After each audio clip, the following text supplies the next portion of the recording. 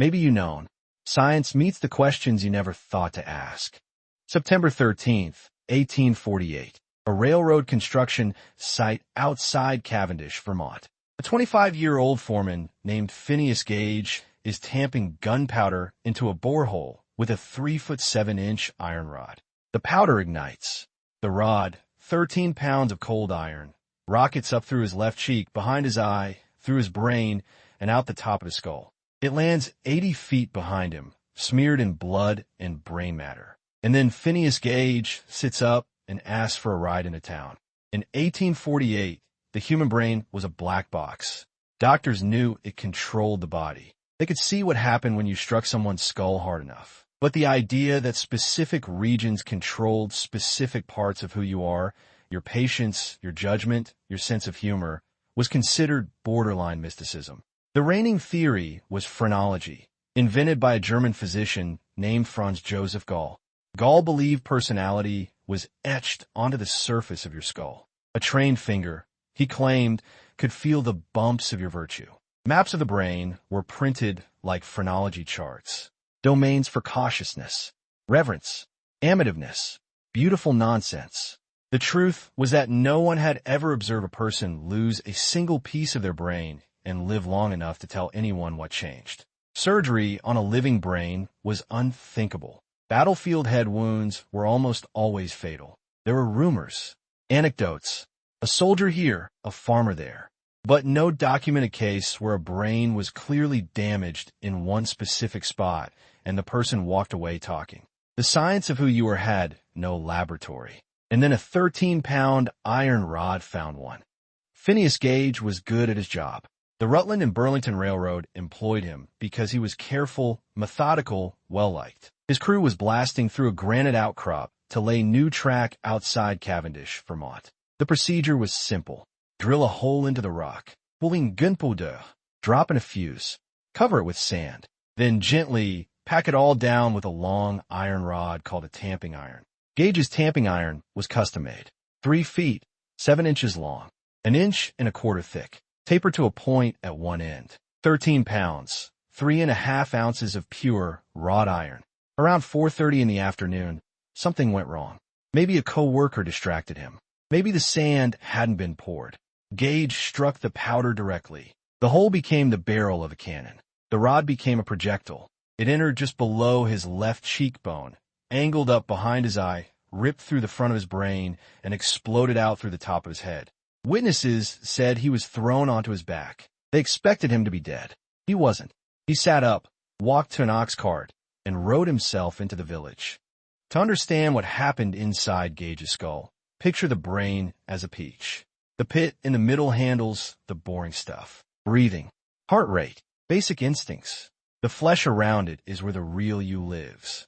The very front of that flesh, right behind your forehead, is the prefrontal cortex. It's the newest part of the human brain, evolutionarily speaking. It's what makes you human. It plans. It waits. It says no to the second cookie. It imagines tomorrow. It feels embarrassment. The tamping iron entered Gage's face at an angle and tore a clean tunnel through this region, specifically the left ventromedial prefrontal cortex. Imagine threading a knitting needle through a peach without ever touching the pit. Most of his brain was untouched. He could still walk, still talk, still remember his mother's name, still saw the math problem. The part destroyed wasn't intelligence. It was something more subtle, more fundamental.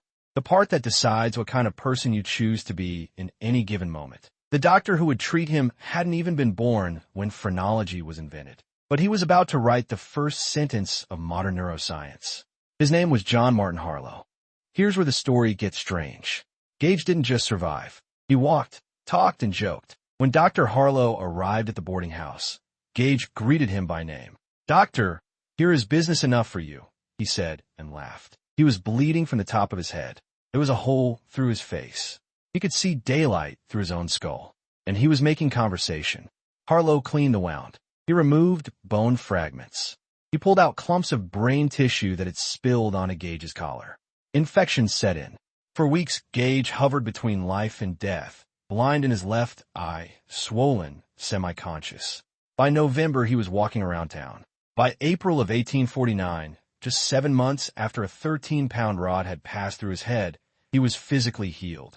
The town doctors expected a grateful, devout survivor, humbled by his miracle. Instead, the people of Cavendish noticed something unsettling. The Phineas Gage who recovered was not the Phineas Gage they had hired. His friends stopped recognizing him. His employer wouldn't take him back. Something invisible had been removed in the explosion, and it had nothing to do with his body. Dr. John Martin Harlow kept meticulous notes. In 1868, 20 years after the accident, he published the most detailed report. Before the injury, Harlow wrote, Gage was a great favorite with his men. Shrewd, energetic, persistent. The crew said he was the most efficient and capable foreman in their employ. After the injury, Harlow recorded a different person. Gage became fitful, irreverent, indulging at times in the grossest profanity. He couldn't stick to plans. He'd announce one decision, then abandon it minutes later for another. He was rude to strangers. He couldn't hold a job. Harlow's most famous line about him became the founding sentence of behavioral neuroscience. His friends and acquaintances said he was no longer Gage. Not insane, not stupid, not damaged in any way you could measure on a chart. Just someone else. The implication was earth-shaking. If you could remove one piece of brain tissue and remove the patience, the planning, the social grace of a man, then those things were not his soul. They were not divine. They were not floating in some metaphysical chamber. They were physical. They were tissue. They had an address. And that address had just been mapped by a 13-pound iron rod. And just when the story seems settled, it twists again. For 150 years, textbooks repeated the same cartoon.